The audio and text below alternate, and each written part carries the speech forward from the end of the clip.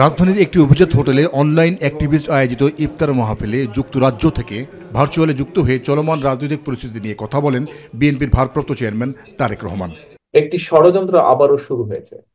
প্রিয় সহকর্মী, কিন্তু এটি যে শুধু কথার কথা নয়, বা এটি শুধু বক্তব্য রাখার জন্য বলছি না আমরা, বা আমাদের বক্তব্যের প্রতি যাতে মানুষ আকর্ষণ বোধ করে বা আকর্ষিত হয় তার জন্য বলছি না।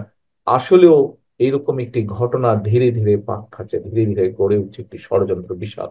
এ সময় ১/১১-র মতো বিএনপিকে মিডিয়া ট্রায়ালের মুখোমুখি করা হচ্ছে বলে মন্তব্য করেন তিনি।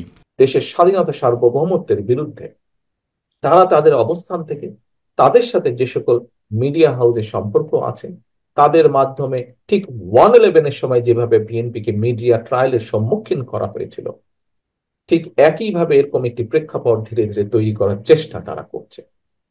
আপনারা যেমন সেই সময় জনগণের কথা, স্বৈরাচারের সময় জনগণের কথা, বাংলাদেশ জাতীয়তাবাদী দলের কথা আপনারা যেমন জনগণের কাছে পৌঁছে দিয়েছিলেন, আজও আবার আপনাদেরকে সেই কাজটি করার প্রয়োজনীয়তা যে কোনো সময় থেকে বেশি।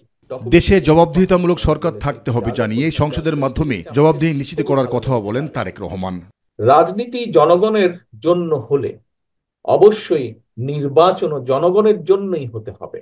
অর্থাৎ জনগণ যেই নির্বাচনে সরাসরি ভোট দিয়ে তার মতামত দিতে পারবে সেই নির্বাচনের পক্ষেই বিএনপি। অনুষ্ঠানে অন্যান্যদের মধ্যে উপস্থিত ছিলেন বিএনপি মহাসচিব মির্জা ফখরুল ইসলাম আলমগীর সহ অন্যান্য নেতৃবৃন্দ। জাহিদ আহমেদ বাবু, মাই টিভি, ঢাকা।